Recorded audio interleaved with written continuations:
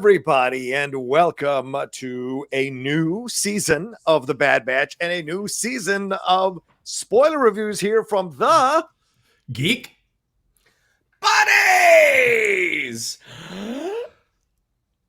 Hey!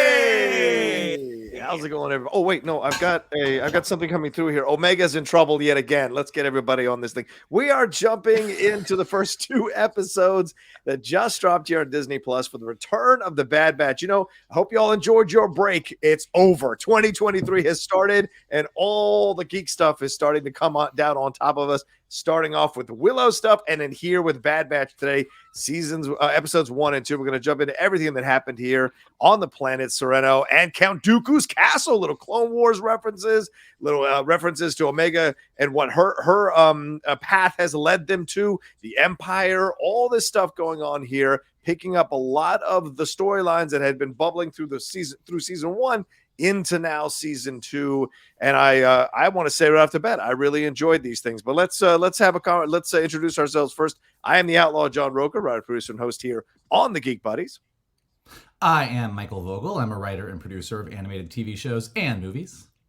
And this is Shannon McClung. I'm a television actor and an animation writer. And if my internet goes a little squiffy, I apologize. It's been raining a lot in Los Angeles. There is currently a little stream of water dribbling outside my window. I'm hoping that doesn't affect my internet. So fingers crossed.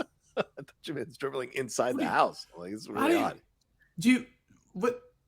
I'm just wondering how that water is going to affect your internet. I'm just wondering how this all works. Well, I'm saying it is raining a lot, and that can affect electricity and whatnot. The dribble outside my window is something that literally just happened. Those were independent thoughts that were under the same umbrella, which my window needs right now. Between this week's actual episode and this, I've got John Rocha obsessed with snow. I've got you really scared of rain. I'm waiting to see what my weather patterns are. I'm not afraid of rain. I'm just saying the rain has an effect on the power in my neighborhood. I would think that it would be a little more. I think you'd be a little more of a sun guy, Mike. It seems like from Florida to California, you're very much a sun guy. So I do have a sunshiny personality. Sunshiny personality. That's fair. That's absolutely fair. So we're gonna jump into, but I do want to give some love here to, of course, Carbon Health, who powers and sponsors us here on the Geek Buddies, continuing into 2023. Much love to them. You got any healthcare questions, concerns, or needs? If you're a clone that's got your leg broke, you know what? Head on over to Carbon Health and get taken care of there at carbonhealth.com, or download the app to have a dock in your pocket. 100 plus locations all over the country, 80 plus locations in California alone. Get anything you got going on taken a look at by the fine people at Carbon Health. All right, episodes 1 and 2, Spoils of War and the Ruins of War. Let's start off with overall thoughts here. Mike Vogel, I love to start with you first. Go ahead, please. I liked it. I thought it was good. I was really happy to come back to the Bad Batch world. I wasn't blown away. I don't think they started season 2 with a bang. I thought they started season 2 with 2 very nice episodes. But I think that, one of the complaints that people had with Bad Batch season 1 was it was kind of wash, rinse, repeat. You're on Ord Mantell. Sid gives you a mission. You go out. You execute the mission, you fight some stormtroopers and or clone troopers, you come back. And so this was kind of that. I think that there were some really nice things in this episode when we get into the details of it. I think that there's the promise of new things to come, but I do think with season 2, I would really like them to pick things up a little bit. I think that I'm ready for the pace of Bad Batch to increase. I'm ready for the stakes to get higher. I'm ready for them to really step outside of, all right, well, what's the mission this week kind of formula. So I liked everything. I think we got a little bit more time with Tech. We got more time with Echo. We're seeing some fractures within the team. Omega's a little older, so there was a lot of fun stuff. If you're a Clone Wars nerd, lots of fun Easter eggs for you. So there was a lot of good stuff here, but I was left a little bit like, okay, where are we gonna go? Yeah.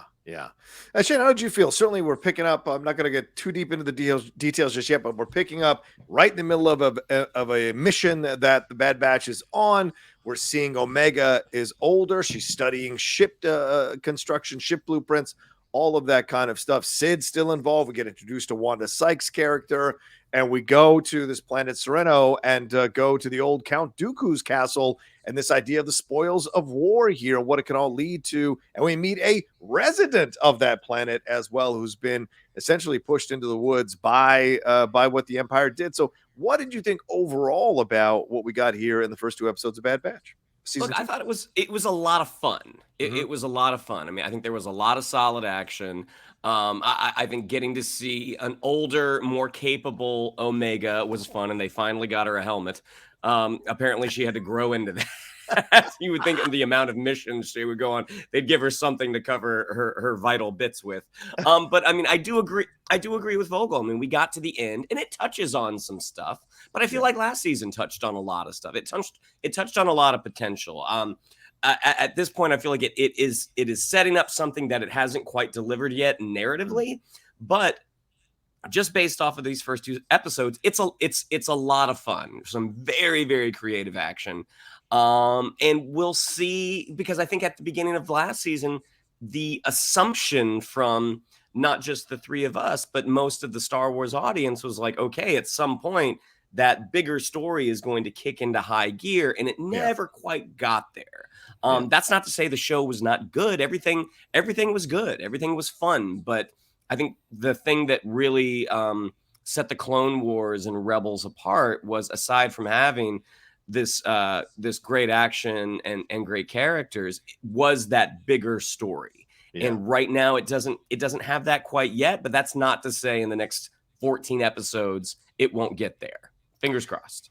Yeah, I have to say, I mean, they sent me the first 14 episodes, didn't quite finish all of them, but certainly these first 2 episodes I went back and rewatched for our review here today. And I gotta say, I like the beginning, but then I'm the kind of person that enjoys this show. And I think a lot of people reviewed it who had seen the first 14 episodes and said, if you like season 1, you're going to like season 2. If you don't like season 1, you're not going to like season 2. So it seems like they're not changing too much about what they're doing. I think both of you hit the nail on the head in different ways, in that we're getting the fact that they've got the storylines here that carried over, but also this idea that the Empire, they're teasing these bigger stories, teasing these things that haven't quite landed. And we get a lot of this here. I mean, you get Omega certainly arguing about where her spot in all of this is, the guilt she feels since Camino, all the things that have been sacrificed. But also this idea that Echo is the one who's like, we got to do more, Hunter. Tech, we got to do more. We got to fight this rebellion. Even Sid's like, you guys think you're free.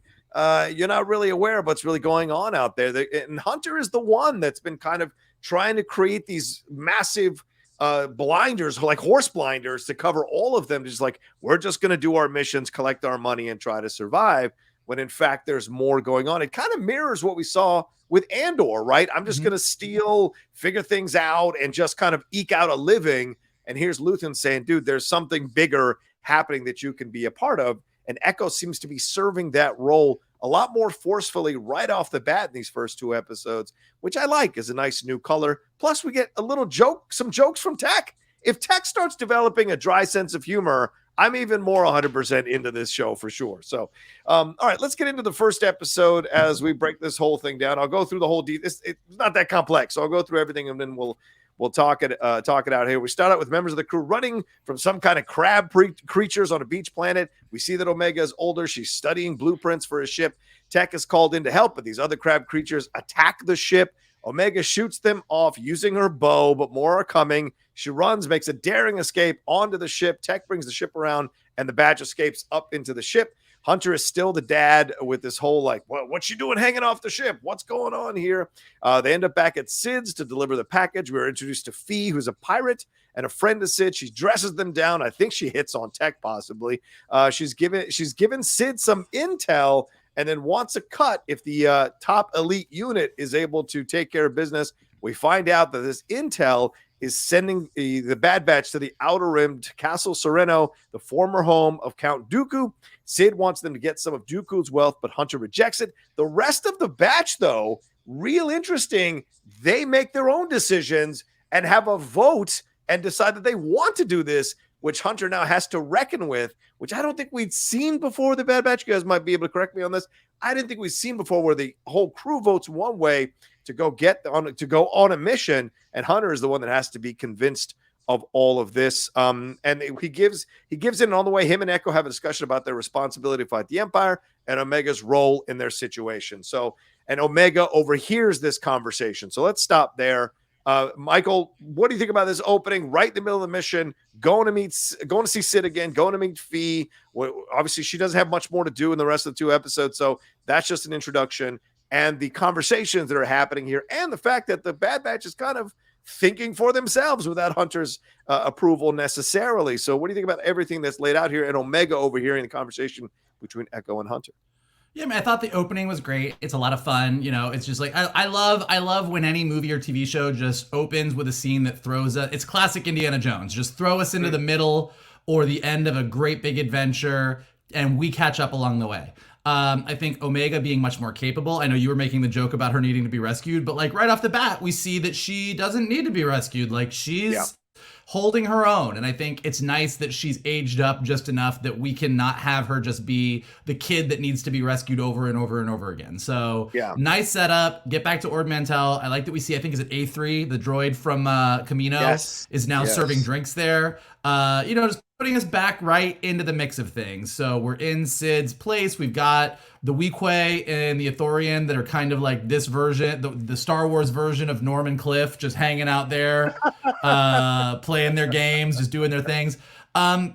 Fee Genoa is an interesting character, the Wanda Sykes character. I don't know where she's going to go. I'm curious to see. Like, I don't know that we need another cool character voiced by someone that we know, sending them out on missions when we already have Sid. So I'm curious why they brought her into it and where her character is going to go and what she's going to bring into the mix. But yeah, to your point, I think the strongest thing about this episode right off the bat is that we're starting to see all of the characters on the team sort of think for themselves and have their own direction on things. So in addition to, Hunter clearly, just to your point, very much like Cassian Andor at the beginning of Andor. Both of them are like, hey, we're good if we just keep our heads down, make some money, and live our lives, and then we're going to be fine. And everyone else around them, whether it be Sid here or Luthen and other characters in Andor, are like, yeah, the Empire is not going to let that happen. So, kind of very similar arcs for them. And I also love that Echo is the voice of We Should Do More, because Echo is, one of Rex's boys. Like Echo is one of the clones that we loved in Clone Wars. So seeing him kind of step up, we've seen from the trailers of the season that we're going to see Rex as well doing what Rex is doing. So seeing Echo be the voice of like, we should be doing more, we should be fighting against the Empire, I think is a really nice role for Echo to play on the team. Loved seeing, Tech sort of being the teacher to Omega. So a lot of really nice stuff setting up here. I do think that I will say that the character stuff in these 2 episodes, sort of like giving us an episode that, to your point, pretty straightforward, a little light on the heavier stuff.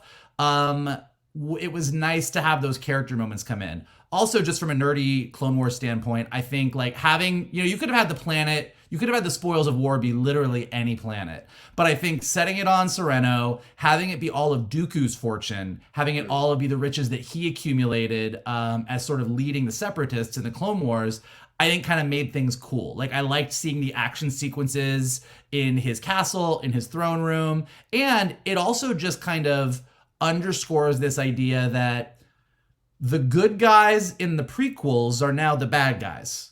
And the bad guys from the prequels, which was the Separatists, as we see from the guy that's living on Sereno, and he makes a really nice point to Tech in the 2nd episode, the bad guys that we fought all throughout the Clone Wars aren't necessarily the bad guys anymore, because they're the ones that would be fighting the Empire. So I think we're seeing that sort of, and actually, again, echoing something that Luthen says to Saw Gerrera in Andor, where he's like, we're all going to have to band together. Like, if we're all going to fight the Empire, a bunch of people that used to be in the Republic are going to have to team up with a lot of people that used to be Separatists, and we're all going to have to fight this new bad guy. So the hints of those kind of things I found really, really interesting and kind of fun.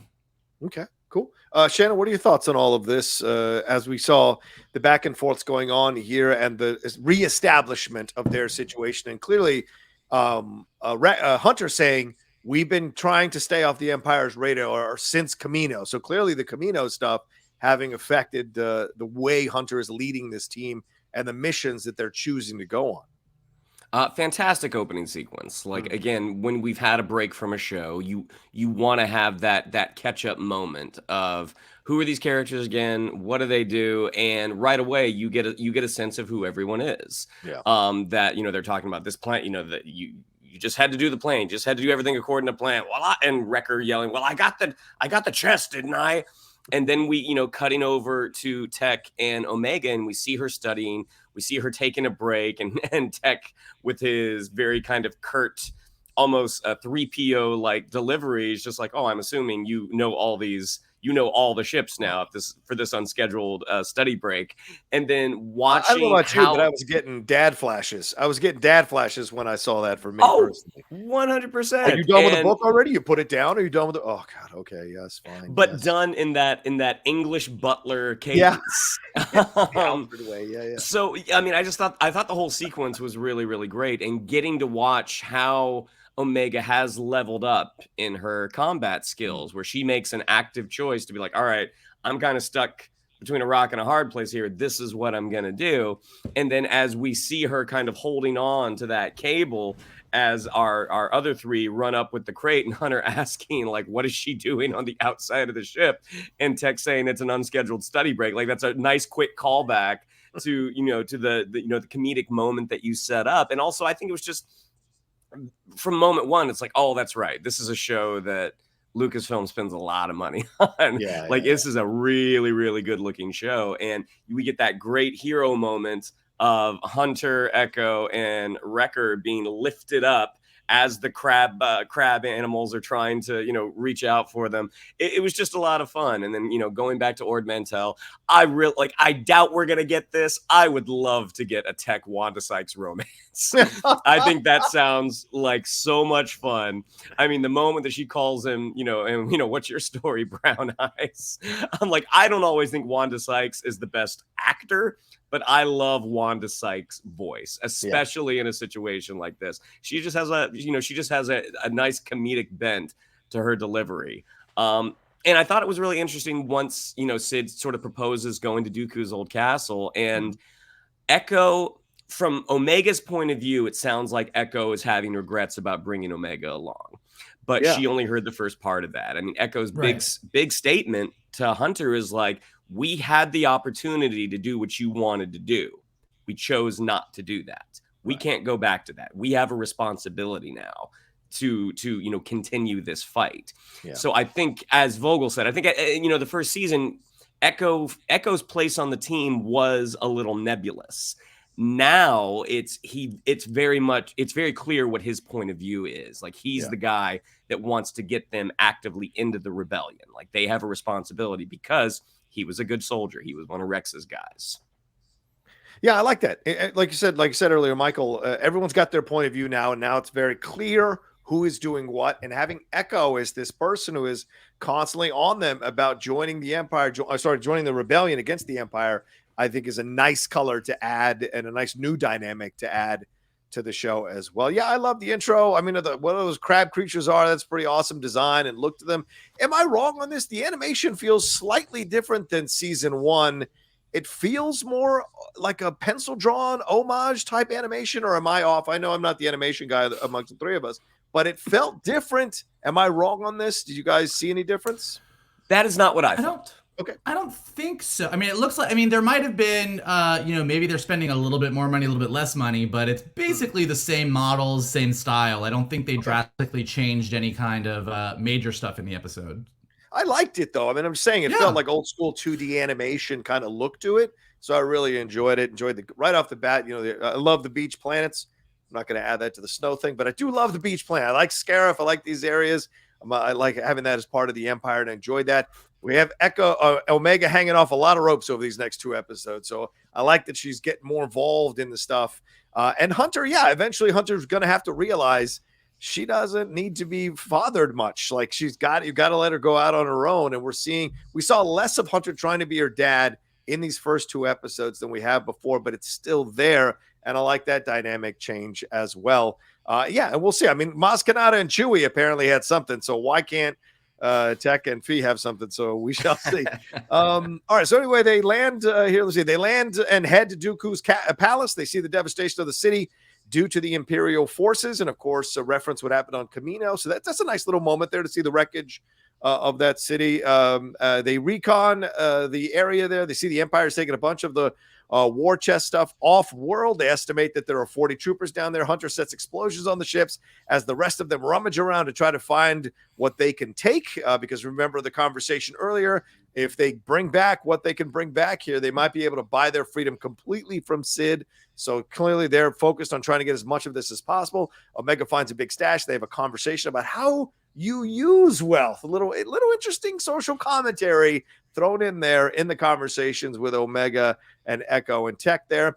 Omega, Echo, and Tech as well are trapped in the container eventually because the Empire or the troops down there figure out what's going on. Wrecker and Hunter fight the troops off, end up on the container as it takes off, but they realize they're going way too high. They jump off of the container onto the top of Dooku's castle, slide down inside of the castle as Echo, Tech, and Omega try to secure an escape pod. Tech and Wrecker fight through that castle. The troops eject all the escape pods in a way to try to trap those three on there. But Omega figures out that they can escape on a container because, hey, she was studying ship blueprints. So she figures out what they can do. Wrecker helps and Hunter escapes down a lift with Wrecker helps him and Hunter escape down the lift that's stuck in Dooku's castle with a little bit of force. Tech initiates the cargo release, but no reentry boosters have ignited, and it tumbles to the planet as we end episode 1. So Shannon, you're our action guy. This is the action part of the episode here. What did you think about how they kind of choreographed this and set this all up and paced everything that was going on as the group separated into two separate groups doing what they were doing all the way to the end here with the cargo hurtling towards the planet's surface? Yeah, I think this was all a wonderful, wonderful setup. Like, you give us the lay of the land. You get this interesting shipping, almost, the Star Wars version of a giant cargo ship, that you have this inverted triangle with all of these containers. That's just an interesting design. Mm-hmm. And as our teams have to split up, you can kind of see what's going on. Like, okay, they're getting trapped in one of those containers. Like, that's what's happening. But it was executed really, really well. I mean, I thought Hunter and Wrecker as a pair are always a lot of fun, especially when there's some sort of tech-based objective they have to complete, because Hunter's better than Wrecker, but Hunter's not tech. And as Wrecker asks him, was like, what's taking so long? And he's like, tech usually does this. This isn't my thing. And then you see a great moment. Yeah. It's really, really funny. And then when we get them on the ships, on the containers, and they're trapped. Yeah. The whole thing about, yes, Omega was studying the schematics of all these different ships in the fleet, and that she does have this idea, like, hey, we can go out on a shipping container. Like, they've got thrusters built in. The fact that the clone troopers are willing to jettison all of the escape pods, I mean, it's pretty cutthroat. It's like, all right, they won't be able to get out, jettison all the escape pods. Like, I think that's a fun antagonist move. And the idea that it essentially becomes a shipping container meteor shower. I was like, that is an awesome visual. So everything was just set up really, really well. This is fun Star Wars. I mean, this is executed well. All the characters are very clear. Yeah, I mean, it was just a good sequence. We find the name out of the person who's leading, or the clone trooper that's leading them. It's Wilco there. So Mike, what did you think about how they set this up with the clone troopers there? Essentially, once again, the Bad Batch taking on the clone troopers in this situation, and how they paced everything out throughout this sequence here, ending up with those containers hurtling to the surface. Yeah, I mean, I think that they're doing an interesting thing, and I mean, this is one of the things that I do get excited about and interested about in the show is there's this slow transition from clone troopers to TK troopers to just regular stormtroopers. And, we sort of thought in the very beginning of Bad Batch, Moff Tarkin came in and they basically said, regular troopers are cheaper. These clones are expensive. And we were like, oh, okay, well, that's the reason. But that's clearly not the only reason. And we're sort of seeing other reasons why the clones weren't ideal for what the Empire wanted. And so setting up these characters like this Wilco character, I know we're going to see Cody again, kind of seeing this transition, like we didn't just all of a sudden go, oh, okay, well the clones are gone and now it's stormtroopers. So seeing them sort of fighting like other troopers now and seeing that slow shift, I think is one of the things that's going to be kind of interesting to watch in season 2 and see how that all plays out. Like to Shannon's point, this was all just fun stuff. I think the main thing I took away from this is Dooku had a lot of shit. Dooku was very rich. Like, I hope when I die and people come to take all my shit, you need 3 giant ships full of cargo containers to get it was a lot of shit. And like to your point, a little bit of social commentary about where it came from, what you use them for, and then everything just goes to shit, which is usually what happens in a Bad Batch episode. Team gets split up, and it was really fun. I mean, Shannon, again, says all this better than I can, but when you have these big action sequences and just being able to track what's going on and keep everything like in your sights and know what's going on, like it's just really well shot. It's really well executed. I love that Hunter and Wrecker kind of like leapt on the ship right away to try and get them. And I kind of loved that moment where you're like, oh, we can't stay here. Like, this isn't going to work. We're going to have to give this up and do something else and like jump onto the castle. So it was all a lot of fun seeing the entire battle through Dooku's castle, through Dooku's throne room. Again, just a great Easter egg. It could have been a sequence that happened anywhere, but having it happen there just felt a lot more fun. And it was just like to Shannon's point, like this was just good fun Star Wars. I also think really quickly, I think that a shipping container hurtling through the sky with you trapped inside is my new nightmare. Like as they were going down and they're like, okay, and I'm like, yeah, sure, I know these boosters are supposed to like come in at any second, but like watching them sort of hurtle in this shipping container and kind of having stood inside of shipping containers in Burning Man, because that's how you store a lot of your stuff, and kind of thinking about standing in a shipping container as it's hurtling towards the ground, I was like, well, I'm gonna puke now. So that's horrifying. I mean, having ridden in the back of a U-Haul where you can't see what's happening, it's like, this is not meant for transportation. Yeah, just hurtling through the air. I mean, I like this whole action sequence. It's really well done. The pacing of it, the taking their time, him setting the explosives, going to be the distraction. You all grab the stuff. And then the conversation. I really kind of like that conversation because Omega is a young person who is still figuring out the world and being introduced to the world and people's instincts, people's impulses, all these things she's kind of processing in her mind and downloading and figuring out how to react to it in her own way. And so I like that you've got elements of that going because they're all essentially her uncles. Yeah, they're her brothers as well, but kind of her uncles in that they're older. And so they've been through the wars and experiences and the stuff, the conversations that they have there, I think are good to see as Omega forms her separate relationship with each one of them. I hope that continues into season 2 as well. And then when all the stuff pops off, and I mean, I love sliding down the top of that castle right on in there and seeing all the images of Dooku's castle. Plus, we're talking about Dooku again right after Tales of the Jedi. So I have a weird feeling that they're opening the door to more of Dooku, and I wonder what that's going to lead to down the road because I like the character, and the more they've kind of talked about him, the more I'm interested. And certainly we hear about back in the first part of the episode, we hear the story of what happened to Dooku being told to Omega. So Omega, kind of like new people to Star Wars, who haven't watched Clone Wars or don't know about Dooku, get a little bit of information there as well. So good way to end the episode as well with him hurtling towards the earth. That's always awesome to go to Black Frame on that. All right, let's take a quick break and then we'll jump into episode 2 right after this. That's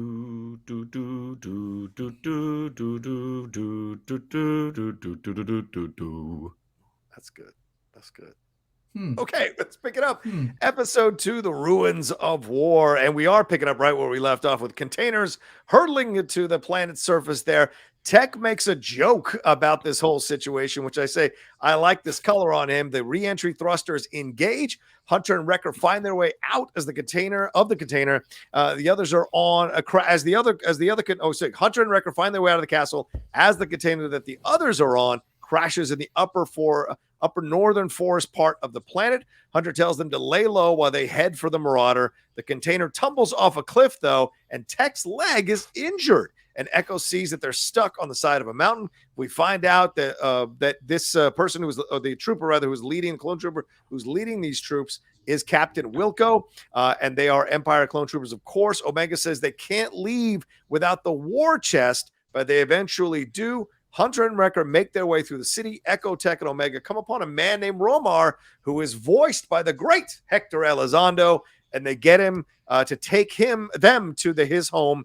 Wilco issues orders to his troopers on how to catch these troopers. Hunter and Wrecker come upon some tanks here. At Romar's home, Romar explains why they live out there. Omega talks about the war chest. Romar tells him that Dooku took from his own people, not just from other places or other civilizations or other cultures. And then Echo tells Omega to keep an eye on Romar as they head out to go and figure out what they're going to do. Hunter and Wrecker get into the tanks, but they don't work just as the clone troopers are approaching. Echo and Tech argue yet again about their responsibility to fight the Empire. Then Romar and Tech discuss being a Serenian and not a separatist, and they were around before the war. And then Wrecker turns himself into a tank and absolutely demolishes the troopers there. Omega takes off, and Echo and Tech go after her after Tech fixes the data on Romar's time capsule. So let's stop there.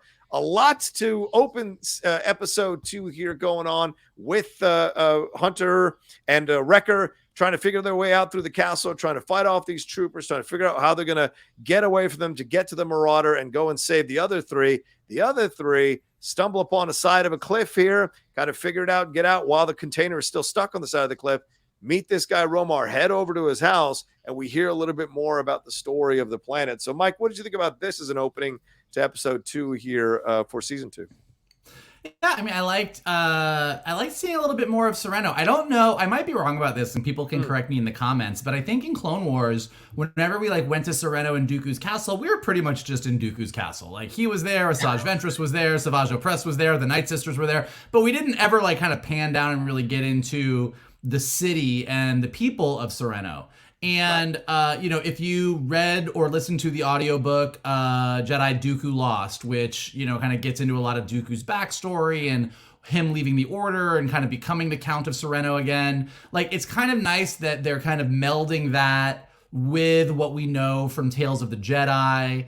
And even though it's just the ruins of the city, it's kind of just to your point, John, it's kind of rounding out this Dooku story a little bit and turning him into a much more tragic character than I think he was when you just look at Attack of the Clones and Clone Wars, the animated series. I think that there's so much more to this character now that's kind of interesting. So again, the Ruins of War is literally Hunter and Wrecker kind of running through the ruins of Sereno, but I think that combined with this Romar stuff, it's kind of just rounding out this idea of what the Separatists lost in this battle. I think that, the Separatists weren't just this bad guy that we needed for the prequels that then went away. They're doing a lot of interesting stuff with them. So I think even when, Omega and Tech and Echo get out of the container, which again, in addition to a container falling through the sky being my new biggest fear, being in a container that's halfway on a cliff and halfway not, where you can't move, it's high up there too. Clearly, I don't like enclosed spaces. Something I've learned about myself watching the season premiere of Bad Batch. But yeah, I really loved all this stuff with Romar because again, it kind of underscored the point that Separatists weren't all just these big bad guys. That really, and Clone Wars did a nice job of this as well, the Separatists, for the most part, the people that lived on Separatist planets were just we don't want to be a part of the Republic. We want to do our own thing. That's literally, they wanted to be separate, and they were normal people that had their normal wants. Now, Dooku and the people at the top were manipulating that and using that, and they were ultimately being used by Palpatine because it was all just one big, fake out. But kind of seeing this guy that was Dooku took money from us. He wasn't the best leader. He kind of became corrupt in his own way. And then especially that scene with Tech, where Tech, because he is a soldier that was cloned and programmed to be good guys versus bad guys, black and white, just sees something as a separatist thing. And for him to be no, it's Serenian. We were around before the war. We had culture and history and all this stuff, kind of shows Tech growing beyond just being a soldier and looking at everything the way that they've always looked at it. So I thought that was really nice. I really like what they're doing with Tech a lot, because me too. Yeah. he isn't just the, okay, I'm the smart guy, but as the smart guy who analyzes everything in a very analytical way, seeing him sort of grow beyond that and learn things is nice.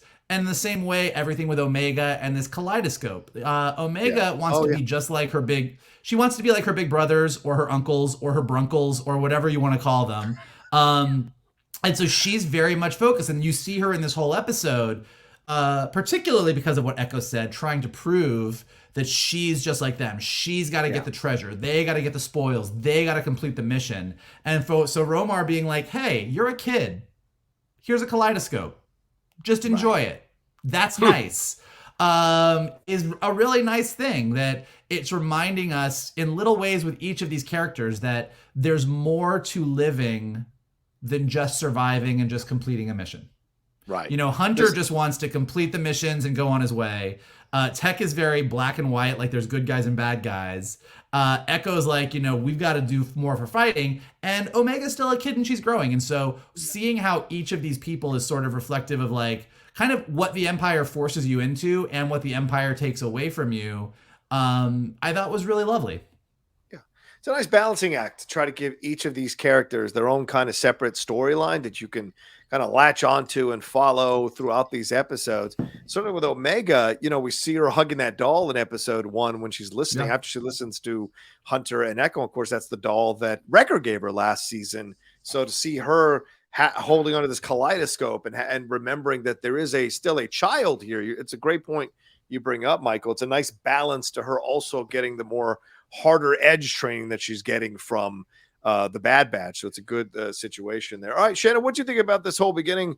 Everything going on in the container, and then everything that happens out in the wreckage here with Hunter and Wrecker, and then of course with Romar coming in here trying to get school Tech, as Michael said, just like they're schooling Omega in a way, giving him the blueprints of what's going on these planets or what happened on these planets before, so that they can have a little more knowledge as well, a little more understanding, maybe even a little more empathy when they come across people who are native people of the planet. So what'd you think of all this as an opening to episode 2?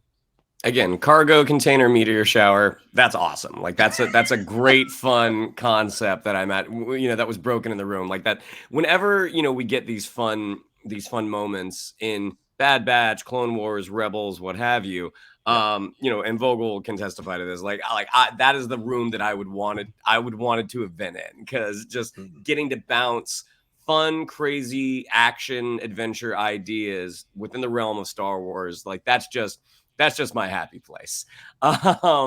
The idea that the purpose of those thrusters is to save the merchandise, and it's like it's not to save a life. There's not supposed to be living things on there. So and because it doesn't have windows, you're always looking in an action sequence. Like obviously you want to put something together that is exciting and thrilling, but you're always looking for that one extra layer. And because the cargo containers don't have windows, they think they've stopped and they realize they're on the side of a cliff. I mean, these are old tropes, but they work really, really well. Yeah. Them meeting with Hector Elizondo's character as they're, kind of talking about the separatist Sereno dynamic. Like I keep thinking back to Palpatine when he picked Dooku, knowing that this is an older apprentice. Yeah. Who also is a wealthy individual. Yeah, of course. That when this guy eventually, when I get rid of him, there are going to be, it's not just making room for this apprentice that I really want for Anakin Skywalker. I'm getting a whole butt ton of money. Like it just provides all these interesting layers on things that I imagine they may not have thought of at the time. I mean, I think that's what Filoni and crew are so good at, is finding these interesting stories in between the pages, which is just a lot of fun. And I love the Omega Elizondo scene where he gives her that kaleidoscope. Are they jewels? Like, no, it's reflected glass. What does it do? What is it? It's a toy. It's a toy. Enjoy it. Like that's just a lot of fun. And then when they do find those separatist tanks, like generally, even though like we know some time has passed because they've aged Omega up, generally in the writing, you'll give some sort of context as to like, Hunter, we've been on the run for 3 years, something like that. Something that on the page, like it's a little on the nose, but it works.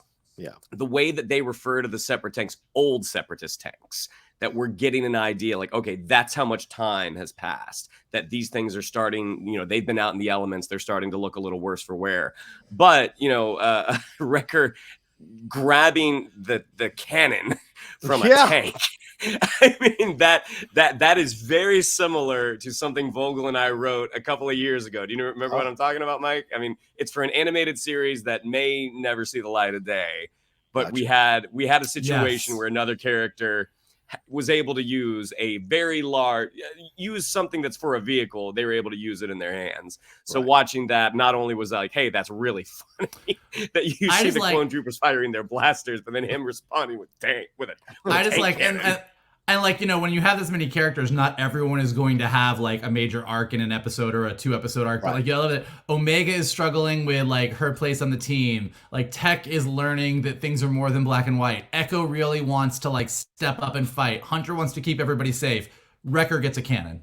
Yeah, Wrecker gets a cannon. Like that's his arc. Wrecker's arc is I went out, I found a cannon, and then the last shot of him in the episode is him just petting that thing like it's his new baby. Like, that's Wrecker's arc for the episode. I'm a simple guy. Yeah, exactly. And it may have, sucked out some of the stakes in the moment, but when the clone troopers run away from him firing this cannon, I just wanted one additional line of dialogue as they're running out. He's got a cannon. Like, I thought that would have been so funny. And for you Easter egg people, we see the low altitude assault transport vehicles coming on near the beginning there, and the Bad Batch, the tanks you're talking about, those are the AAT battle tanks, and we see them mess around with a Roger droid that's there on top, which I think is a really funny moment. You wanted that line. I almost wanted the Roger droid to have some final like word as he's throwing them away or something. I didn't know if it was going to happen there, but yeah, it would have been bad, but I think it might have been fun.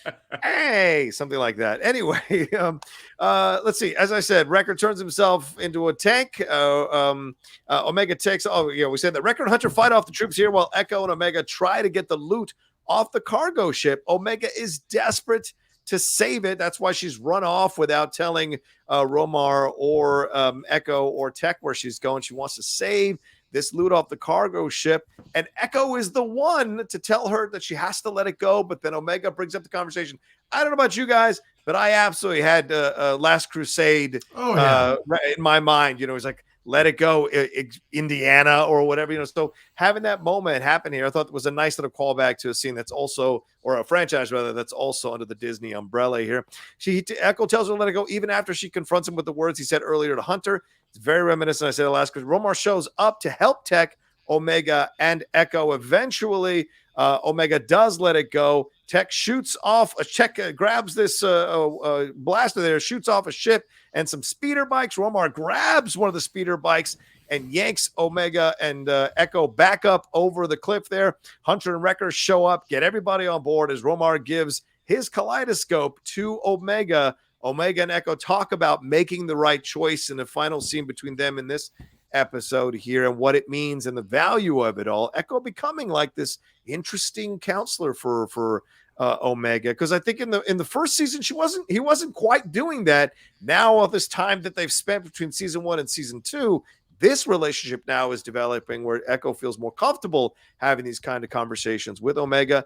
Wilco is reporting in to Rampart. Admiral Rampart is back and Rampart asks about the inaccuracies in Wilco's report. He's like, what inaccuracies? He's like, well, that you put Clone Force 99. That's not possible. Clone Force 99 died on Kamino. They can't possibly be alive. He tells Wilco to resubmit a new form, or new report, rather. Wilco refuses to do so, which Rampart knew he was going to refuse to do so.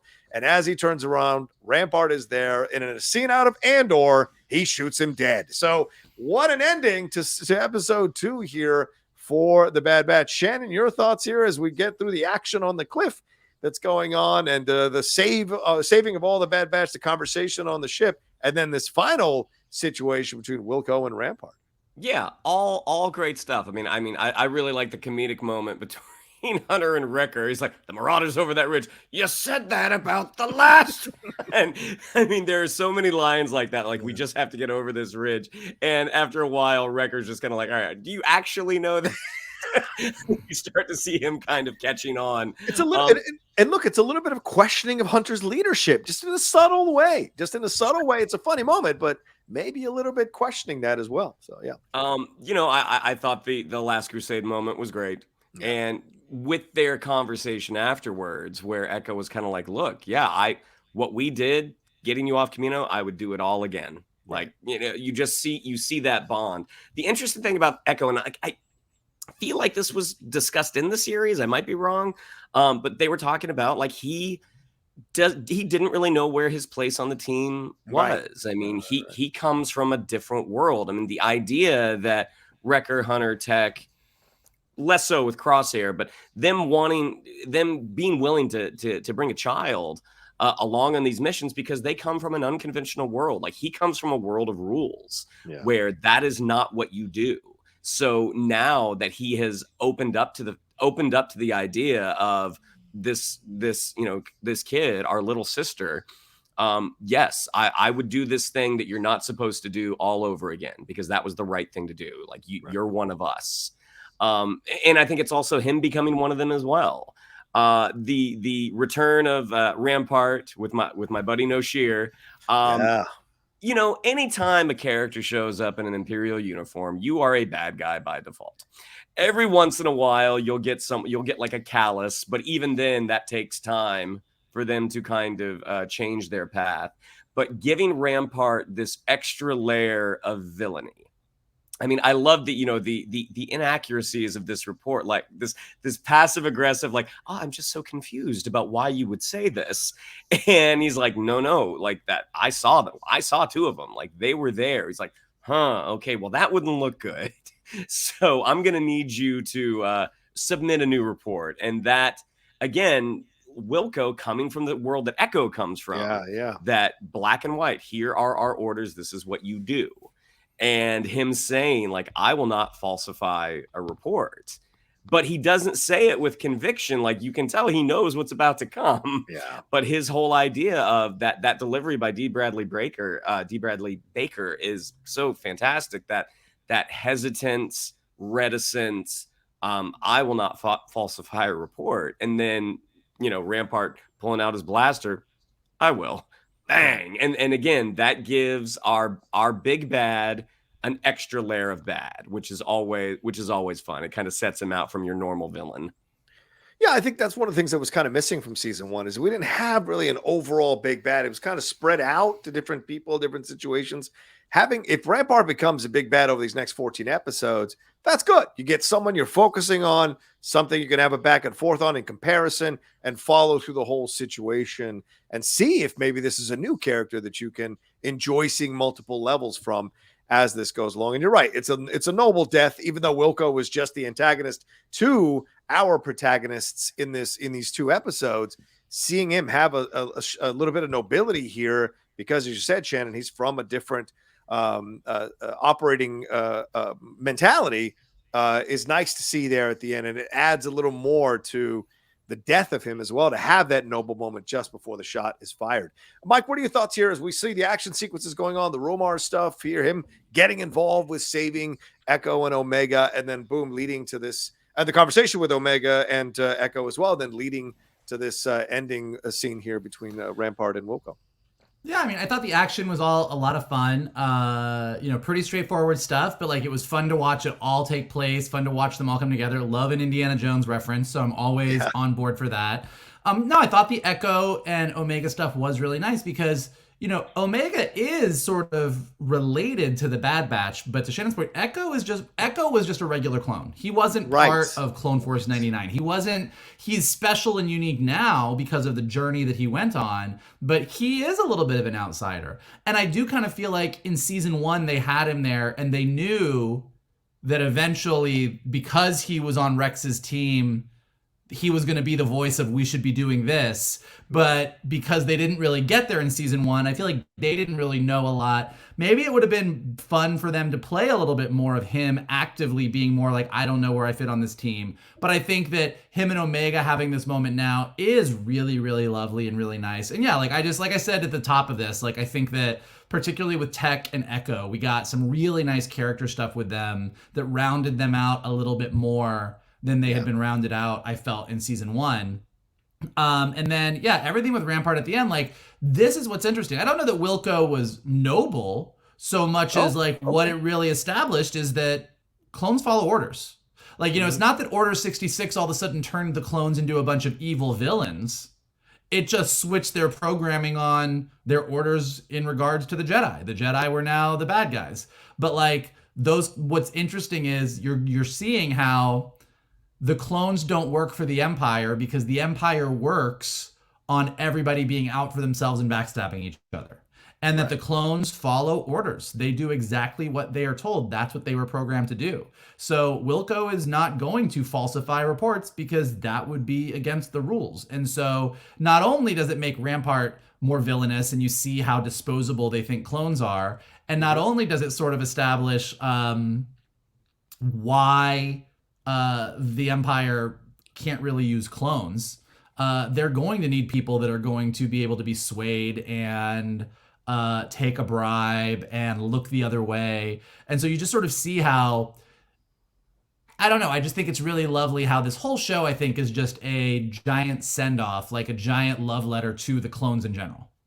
Not only through the Bad Batch and Clone Force 99, but through seeing these different colors of the clones that are still working for the Empire and seeing this struggle happen. And I think that Wilco is just the first of a few different ways that we're going to see that throughout this season.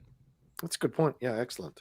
Yeah, and I like that we're getting these conversations happening now right off the bat. I like that they're not just waiting to build into it.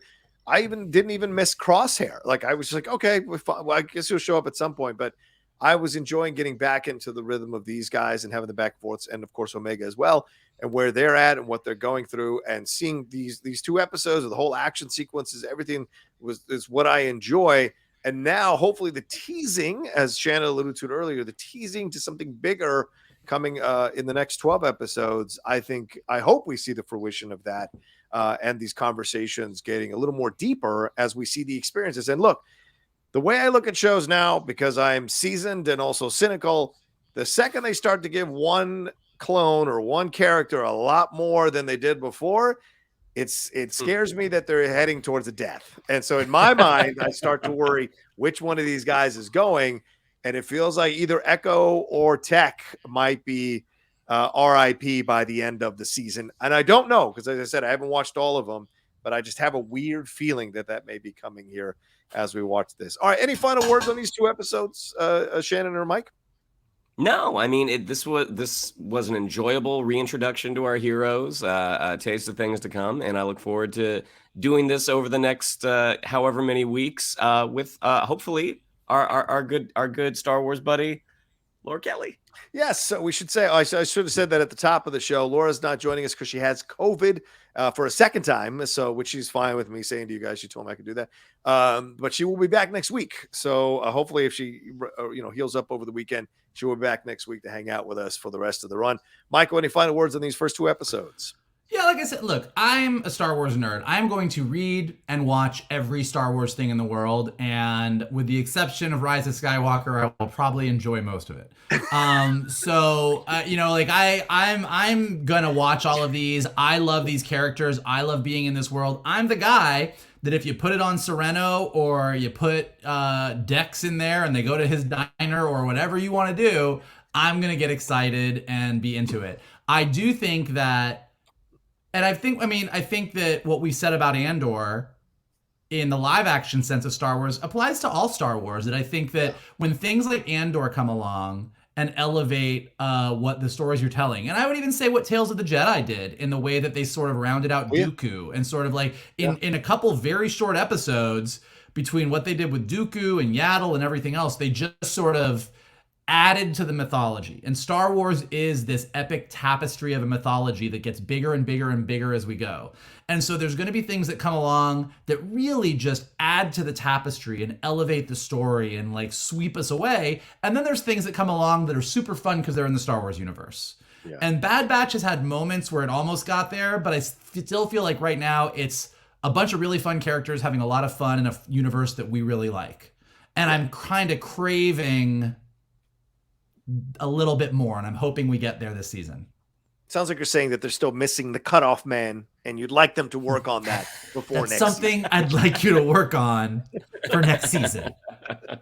Which is totally cool. And I want to say I like the symbolism here of Tech helping to make that machine work for Romar. In essence, them symbolizing rebirth in a way, fixing what the Empire had destroyed, who they had been in service of without knowing, fixing the stuff that the Empire has destroyed. I like that symbolism of that as well. I like that Rampart's going to possibly take a little more of a central role, because obviously he doesn't want the Emperor to know that he messed up with Clone Force 99 and they're still alive, because that means his death is on the horizon if that gets found out. So he's going to take a more active approach in trying to kill them or destroy them. So I like that that's going to be running through the season as well. And the development of Omega and Echo's relationship, which could lead to Omega, moving into the leadership role of this Clone Force 99 and leading them into the fight against the Empire. Because remember, she's the one that constantly says, we got to do this. We got to save these people. We got to, from season 1 on. So it could be that she is the one that moves them into more centrally into the fight against the Empire. So it is. I like that. Yeah, I mean, Hunter's entire argument is we need to give Omega a safe and better life so that she can grow up. So it is almost written in the stars that Omega is ultimately going to be like, this is what I want to do. I don't want to hide. I want to fight. Like that is pretty much that's almost a guarantee, I think. Yeah, agreed. All right, well, there you go. That's our review of the first 2 episodes of season 2 of The Bad Batch. Thank you all so much for joining us. Whether you're watching on YouTube or listening on the podcast, we appreciate it badly. Shannon, what do we have to tell them? Yeah, if you'd like to follow us on social media, on Twitter, it's at @geek_buddies, on Instagram at @the_geek_buddies. If you'd like to follow me on social media, on Twitter, it's at Shannon_McClung, on Instagram at Shannon the Geek Buddy. If you would like to follow Mr. Vogel, it is at MKToon. If you would like to follow Mr. Rocha, it is at The Rocha Says. Mikey? If you like beaches, action sequences, and you are scared to death of falling in shipping containers, you are our kind of people. And here's what you can do to help us keep doing what we do. You can hit that like button below, subscribe to Johnny's Outlaw Nation page, check out all the amazing content he's got right there. Leave your comments below. What did you think of the first 2 episodes of Bad Batch Season 2? Do you want more of the same? Do you want more? Do you want less? Where do you think things are going? And what are you excited to see? If you are listening to us on a podcast, go ahead and leave us some stars and comments. It helps us go up in the rankings so more people can find us. And as always, the best thing that you guys can do is retweet this video, post it on your socials, send it to your friends, and tell them to hang out with your buddies, the Geek Buddies. There you go. And a big shout out to Carbon Health as well, who continues to power and sponsor us into 2023. Head on over to carbonhealth.com. If you got any healthcare questions, concerns, or need, they are great people. Go and take a look at them. Get virtually checked out, get physically checked out.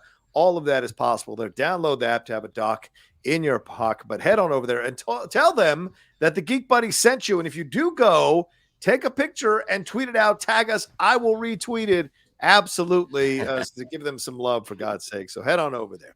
All right. Thanks so much for joining us, and look for our Willow episode 6 and 7 spoiler review coming up later on this week as well. And our main show already dropped earlier this week, so go and watch that if you missed that as well. All right. Thanks so much. Take care of yourselves. Be well. And we'll talk to you next time with another brand new spoiler review here from the Geek Buddies!